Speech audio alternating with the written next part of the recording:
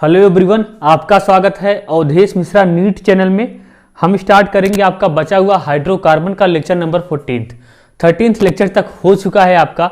ठीक है, काफ़ी लंबा हम लोग के बीच में गैप हो चुका है, एक हफ्ते का।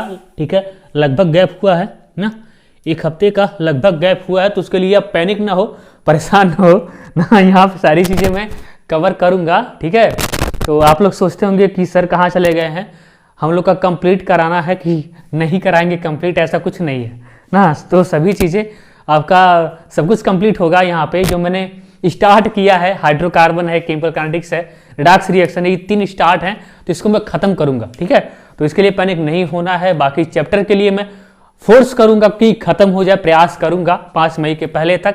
ठीक है, तो लगे रहिए इस चैनल से, भरोसा रखिए। यहाँ पे आए हो तो भरोसा करो, यहाँ पे सारी चीज़ें कंप्लीट होगी। आज का मैं क्या पढ़ाऊंगा, एल्केन का बचा हुआ पार्ट ना। तो एल्केन को सारी अच्छे से मैंने फिनिश किया है, आज उसका लास्ट लेक्चर है। एल्केन का प्रॉपर्टी पढ़ रहे हैं, फिजिकल प्रॉपर्टी। ठीक है, तो कुछ रिएक्शन पढ़ा था हमने वहाँ पे, एरोमेटाइजेशन पढ़ा था, कंट्रोल्ड ऑक्सीडेशन पढ़ा था, ये सब सारी चीज़ें पढ़ी थी। तो आज कुछ बचे हुए पोर्शन है, उसको भी पढ़ लेते हैं अच्छे से, ताकि आपका ये पूरा ओवरऑल एल्केन खत्म हो जाए। यकीन मानिए, मैंने एनसीईआरटी का एल्केन से रिलेटेड जितनी पॉइंट है कुछ भी नहीं छोड़ा है। अभी तक जितनी पॉइंट छूटी हैं वो सभी पॉइंट मैंने इस लेक्चर में कवर कर दिया है। ठीक है, तो इसको ध्यान से देखेंगे अच्छे से और नोट डाउन करते रहेंगे। इसके बाद आपका लेक्चर आएगा एल्कीन का, method of preparation of alkene. वो भी पढ़ने में मजा आएगा जैसे आपका एल्कीन मजा आया था। यहाँ पे कुछ भी नहीं छोड़ेगा, नंबर ऑफ लेक्चर्स ज्यादा हो सकते हैं, क्योंकि आपको पता है लेक्चर बहुत होता है तो आधे घंटे का होता है, 40 मिनट का होता है, 45 मिनट का होता है।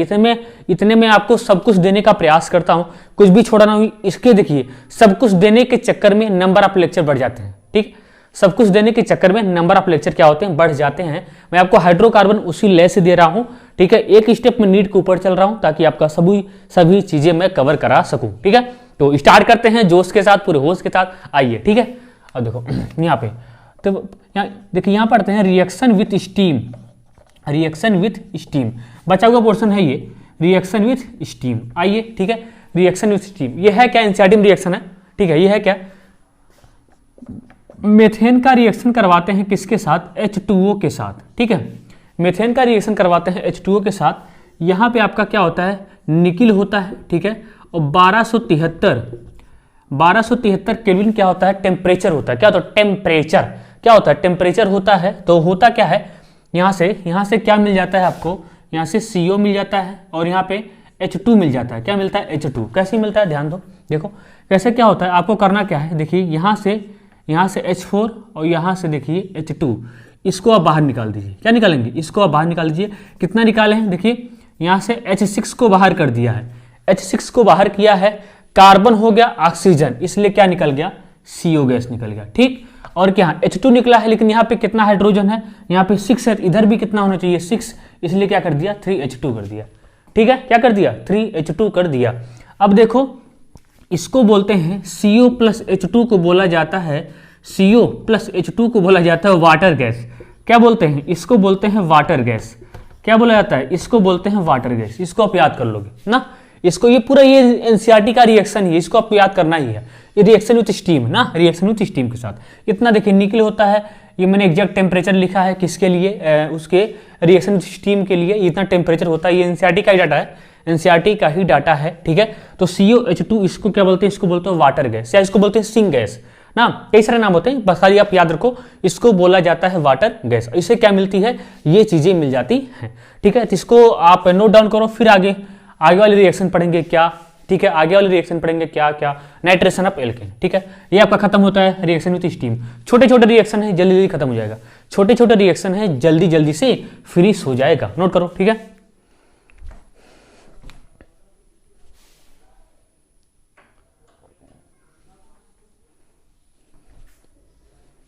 आगे पढ़ते हैं नाइट्रेशन ऑफ एल्केन पूरे जोश के साथ। आओ देखो, नाइट्रेशन ऑफ एल्केन, डरो मत भाई, डरना नहीं है। ठीक है, नाइट्रेशन ऑफ एल्केन की डर गए। ठीक है, डर के आगे जीत है, हार भी तो है। ठीक है, डर के आगे जीत है तो हार भी तो है। तो आओ देखो, नाइट्रेशन ऑफ एल्केन। ठीक है, तो एल्केन का नाइट्रेशन देखते हैं, छोटा सा रिएक्शन एनसीईआरटी में दिया है, तो इसको भी देख लेते हैं। ठीक है, आओ देखो, यहाँ पे एल्केन लेते हैं। ठीक है, यहाँ पे क्या होता है, कंसंट्रेटेड HNO3 होता है। क्या होता है? HNO3 होता है ना। क्या होता है? कंसंट्रेटेड HNO3 होता है, ठीक है। HNO3 थोड़ा सा कायदे से लिखते हैं, HNO3 ना, HNO3। और साथ में क्या होता है? हीट होता है। साथ में क्या होता है? हीट होता है, ठीक। तो होता क्या है, यहाँ से H को हटाते हैं, यहाँ पे क्या लगाते हैं? RNO2 लगाते हैं। क्या लगाते हैं? RNO2। ये कैसे मिला? इसका शॉर्ट ट्रिक देख लीजिए, शॉर्ट ट्रिक देख लीजिए। ट्रिक क्या है? ऐसे आप लिखेंगे RH, HNO3 का कंप्लीट स्ट्रक्चर बनाइए भाई। आपने केमिकल बॉन्डिंग में सीखा होगा, OH हो गया, ठीक है। यह गया HNO3 का स्ट्रक्चर, यहाँ से H, यहाँ से OH, इसको बाहर कर दीजिए। तो यहाँ से क्या निकल गया? बोलो बोलो, H2O निकल गया, H2O निकल गया। यहाँ से हो गया RNO2, ठीक है। इसी को मैंने ऐसे लिख दिया, ठीक है। तो ये है इसका शॉर्ट ट्रिक, इसको नोट करिए। एक क्वेश्चन करवाता हूँ, फिर आगे बढ़ता हूँ। सल्फोनेशन ऑफ एल्केन, ऐसे तो ये सब इस तरीके से आप कर ही लोगे भाई। हाँ, ये छोटे छोटे रिएक्शन है, इसको याद रखना है, ठीक है। छोटे छोटे रिएक्शन है, याद रखना है, ठीक है। नोट कर लो।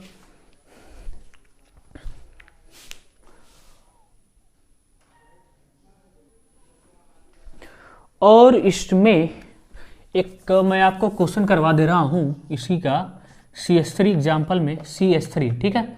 इसका मैं रिएक्शन करवा रहा हूँ कंसंट्रेटेड HNO3 और साथ में क्या है? हीट है बाबा। क्या है? हीट है। क्या करोगे बोलो? यहाँ से क्या मिल जाएगा आपको? यहाँ से मिल जाएगा CH3, CH2 और NO2। कहोगे सर कैसे मिला? आओ देखते हैं। आओ आओ यहाँ सब बताऊंगा मैं, ऐसे करके मैं तो इसको लिख सकता हूँ कि नहीं, बोलो। अरे भाई CH2H कर दिया, कोई प्रश्न, कोई दुख, दर्द, पीड़ा, तकलीफ, चिड़चिड़ापन नहीं होना चाहिए। इसको बनाओ HNO3 को, यहाँ पे N डबल बॉन्ड O, ऐसे यहाँ पे O, यहाँ से क्या निकाल दो? H2O बाहर निकाल दो। यहाँ से क्या मिल जाएगा भाइयों बहनों? आज रात 4 बजे पता नहीं क्या करना है। यहाँ पे क्या हो जाएगा आपका? N double bond O coordinate bond O आया। तो इस तरीके से कन्वर्ट हो जाएगा। छोटा सा रिएक्शन है, छोटी छोटी बातें हैं जिसको आपको माइंड में सेट करके बैठना है। तो नोट कर लो। अब पढ़ेंगे सल्फोनेशन ऑफ एल्केन, नोट कर लो, ठीक है।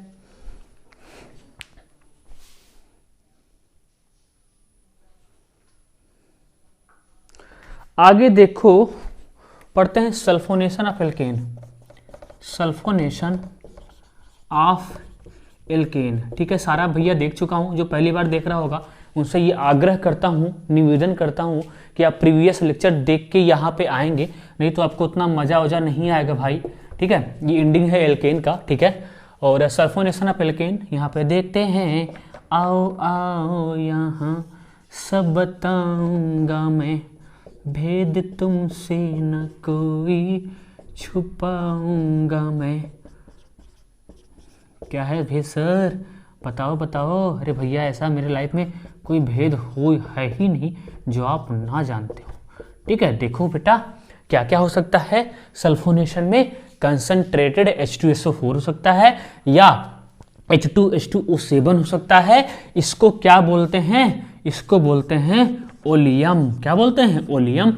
और ओलियम को ऐसे H2SO3 plus H2SO4 plus SO3 भी ले सकते हो। देखो यहाँ पे H2SO4 प्लस SO3, इसको मिलाओ। क्या करो? मिलाओ, मिलाने आता है। देखो H2 हो गया, H2 कितना? S2 H2 और 4 ऑक्सीजन यहाँ, 3 यहाँ, O7, इसी क्या बोलते हैं? ओलियम। H2H2O7, H2H2O7।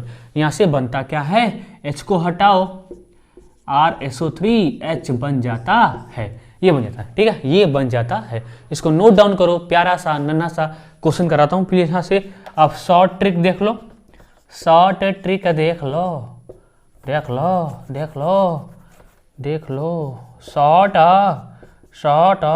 ट्रिक, क्या देख लो? शॉर्ट ट्रिक, ठीक है। ये इसको मैं ठीक है। RH पता नहीं आपको दिखाई दे रहा होगा या नहीं, चलो अगले में देखते हैं। यहाँ पे देखते हैं शॉर्ट ट्रिक, ठीक है। नोट कर लो, फिर देखेंगे शॉर्ट ट्रिक, ठीक है। अच्छा देख लो भाई, देख लो, नहीं तो आप लोग नाराज हो जाओगे। यहाँ पे डालो शॉर्ट ट्रिक, कहोगे सर जी आपके पास जगह है, फिर भी आप क्या जब नहीं भैया। RH देखो, S double bond O, OH और यहाँ पे थोड़ा सा प्लस यहाँ करता हूँ, यहाँ पे OH। ठीक, ये होता है H2SO4 का स्ट्रक्चर। किसका होता है? H2SO4 का स्ट्रक्चर होता है। तो क्या करोगे, यहाँ से आप H2O को गायब कर दो, क्या निकल जाएगा? H2O। यहाँ से क्या हो गया? RS डबल बॉन्ड O यहाँ पे OH, मतलब RSO3H। नोट कर लो, ठीक है। आया, इस पे एक क्वेश्चन देख लेते हैं, फिर ये आपका फिनिश होता है। ठीक,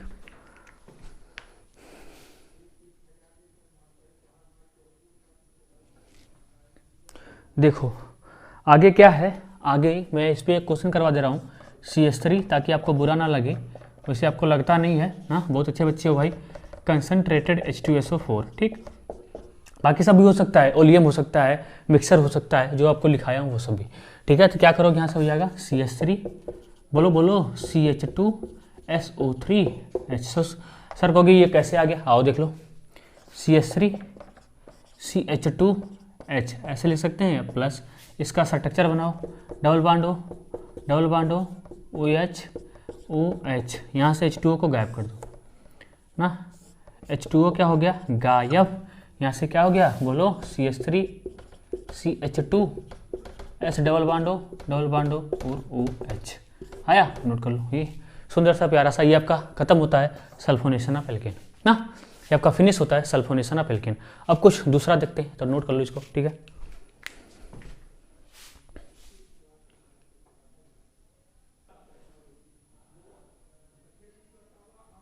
देखो ये चीज देख लो, आगे पढ़ते हैं पायरोलिसिस या क्रैकिंग पढ़ते हैं।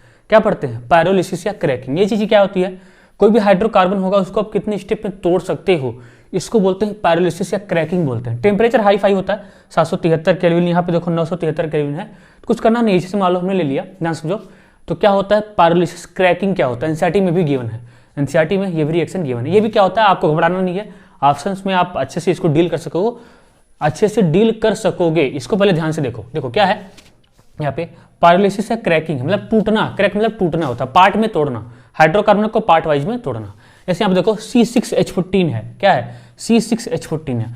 अब मैं इसको कितने पार्ट में तोड़ सकता हूं, वही क्या होता है? पायरोलिसिस या क्रैकिंग होता है। देखो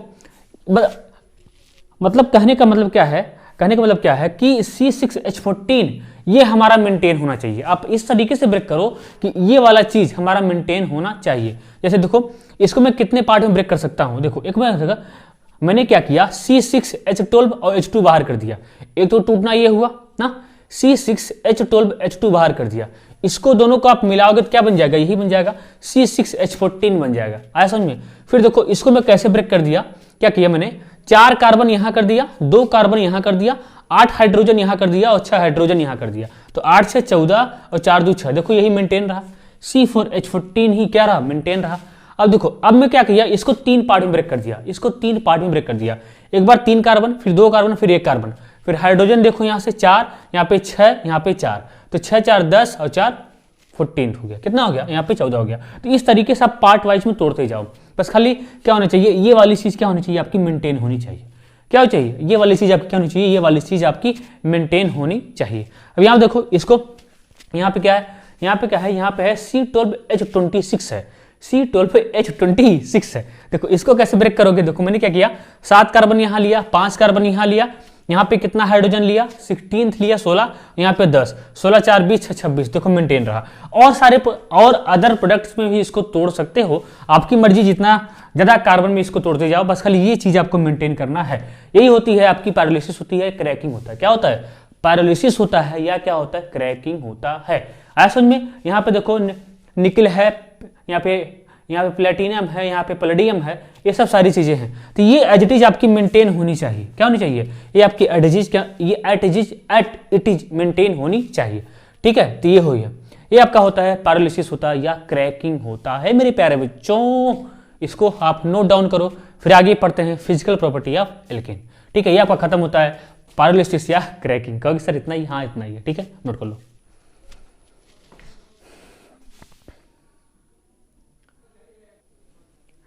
अब देखो, देखते हैं फिजिकल प्रॉपर्टी ऑफ एल्केन। आओ, फिजिकल प्रॉपर्टी बस खत्म होने वाला है, फिजिकल प्रॉपर्टीज ऑफ एल्केन। बस आप आखिरी पड़ाव पे आने वाले हो, आगे ही आ ही गए हो एल्केन के। तो फिजिकल प्रॉपर्टी ऑफ एल्केन, इसको याद रखना है, एनसीईआरटी में दिया है सब। फिजिकल प्रॉपर्टी, सब एनसीईआरटी बता रहा हूँ, सब NCERT. Physical property of alkene, ठीक है। अब देखो एक से अगर कोई कार्बन, एक से देखो अगर एक से 4 कार्बन का कोई हाइड्रोकार्बन है तो ये क्या होता है, ये गैस की तरह बिहेव करते हैं। कैसे, गैस। और C5 से अगर 5 कार्बन से लेकर 17 कार्बन तक है तो ये लिक्विड की तरह है। ये क्या होते हैं, ये लिक्विड होते हैं। क्या होते हैं, लिक्विड होते हैं। अगर क्या होता है 17 कार्बन से ज़्यादा है, अगर 17 कार्बन से ज़्यादा है, 17 कार्बन से ज़्यादा है तो ये वैक्स सॉलिड होता है। क्या होता है, वैक्स सॉलिड होते हैं। क्या होते हैं, या वैक्सी सॉलिड होता है। क्या होता है, वैक्सी सॉलिड होता है। क्या होता है, वैक्सी सॉलिड होता है। अगर एक कार्बन से लेके देखो, एक कार्बन से लेके 4 कार्बन है, 4 कार्बन तक का कोई हाइड्रोकार्बन है तो वो गैस होता है। 5 से लेके 17 तक है तो वो लिक्विड होता है। और 17 कार्बन से ज्यादा है तो क्या होता है, वैक्सी सॉलिड होता है। वो क्या होता है, वैक्सी सॉलिड होता है। ठीक है, वैक्सी सॉलिड होते हैं। तो इसको नोट डाउन करो, ये आपकी पहली प्रॉपर्टी है। अभी दूसरी देखेंगे और फिर तीसरी देखेंगे। ठीक है, नोट कर लो इसको, फिर देखते हैं दूसरा और तीसरा। ठीक है,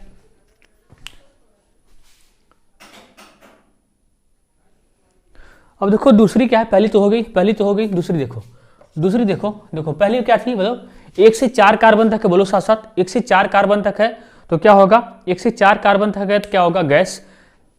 5 से 17 कार्बन तक है तो हाइड्रोकार्बन क्या होगा, वो क्या होगा, लिक्विड होगा। और 17 कार्बन से ज्यादा है तो वैक्सी सॉलिड होगा। ठीक है, ये आपको याद रखना है, एनसीईआरटी में दिया गया है। ठीक है, आओ देखो जो एल्केन होता है, एल्केन क्या लिखा हूं,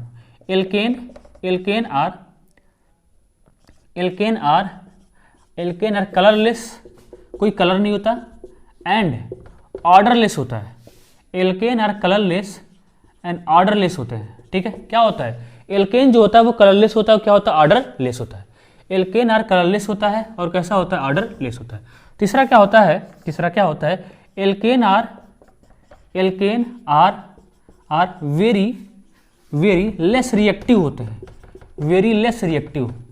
एल्केन क्या होता है, alkane are very less reactive. इसी जो एल्केन होता है बहुत कम रिएक्टिव होते हैं, बहुत लेस रिएक्टिव होते हैं। वो क्या होते हैं, लेस रिएक्टिव होते हैं, लेस रिएक्टिव। इसलिए इसको क्या कहते हैं, इसलिए इसको पैराफिन्स कहा जाता है। क्या बोलते हैं, इसलिए इसको पैराफिन्स कहते हैं। जो एल्केन होता है वो क्या होता है, बहुत कम रिएक्टिव होते हैं, वेरी लेस रिएक्टिव, क्योंकि आप जानते हो सिग्मा बॉन्ड होता है, उसको तोड़ना होता है, सारी चीजें। ठीक है, ये क्या होते हैं, ये एल्केन वेरी लेस रिएक्टिव होते हैं, इसलिए क्या होता है, ये पैराफिन्स होते हैं।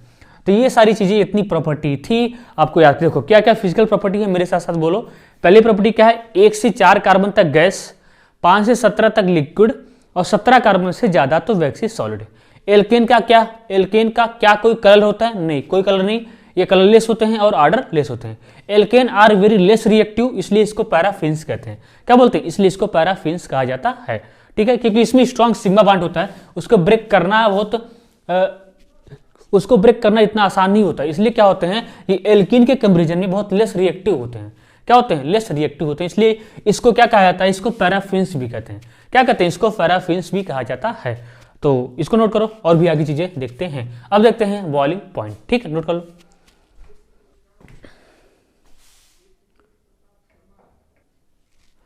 अब देखते हैं बॉइलिंग पॉइंट। क्या देखते हैं, बॉइलिंग पॉइंट, इसका लास्ट देखते हैं, लास्ट है, खत्म हो जाएगा। बॉइलिंग पॉइंट, देखो बॉइलिंग पॉइंट किन किन बातों पे डिपेंड करता है। बॉइलिंग पॉइंट जो होता है, बॉइलिंग पॉइंट ये हाइड्रोजन बॉन्डिंग के डायरेक्टली प्रोपोर्शनल होता है, ये आपको पता होगा। जो बॉइलिंग पॉइंट होता है ये डायरेक्टली होता है किसके, म्यू के। म्यू मतलब डाइपोल मोमेंट, ठीक है, सब याद रखना है, डाइपोल मोमेंट। और जो बॉइलिंग पॉइंट होता है ये मॉलिक्यूलर वेट के डायरेक्टली प्रोपोर्शनल होता है, या वांडरवाल फोर्स की, या किसकी, वांडरवाल फोर्स की। ठीक है, दो। तो जो बॉइलिंग पॉइंट होता है वो किस पे डिपेंड करता है बच्चा पार्टी, हाइड्रोजन बॉन्डिंग पे, दूसरा डाइपोल मोमेंट पे, और किसकी, और मॉलिक्यूलर वेट वांडरवाल फोर्स की, मॉलिक्यूलर वेट की भी और वांडरवाल फोर्स की। यहाँ के लिए हम 2 फैक्टर नहीं पढ़ेंगे, इसको यही हमारे लिए मेन है। और यहाँ क्या है, जो बॉइलिंग पॉइंट होती है, ध्यान देना, बॉइलिंग पॉइंट इनवर्सली प्रोपोर्शनल होता है ब्रांचिंग के। जितनी ज्यादा ब्रांचिंग होगी बॉइलिंग पॉइंट उतना कम होगा ब्रांचिंग के। और डायरेक्टली होता है सरफेस एरिया के, किसके, डायरेक्टली होता है सरफेस एरिया के। जितना बढ़िया सरफेस एरिया होगा बॉइलिंग पॉइंट उतना ज्यादा होगा। जितना अच्छा सरफेस एरिया होगा बॉइलिंग पॉइंट क्या होगा उतना ज़्यादा, क्योंकि ब्रांचिंग होगा तो सरफेस एरिया क्या होगा, ऑटोमेटिक कम होगा। ब्रांचिंग ज़्यादा होगा तो सरफेस एरिया क्या होगा, कम। और जितना कम ब्रांचिंग होगा सरफेस एरिया उतना क्या होगा, ज़्यादा। ठीक है, तो ये सारी चीज़ें आप इसको याद रखो। इस पर मैं क्वेश्चन देख ले रहा हूँ। ठीक है, ये एप्लीकेशन याद रखो, इसमें मैं क्वेश्चन देख ले रहा हूँ, नोट कर लो इसको, नोट कर लीजिए, फिर देखता हूँ क्वेश्चन। ठीक है,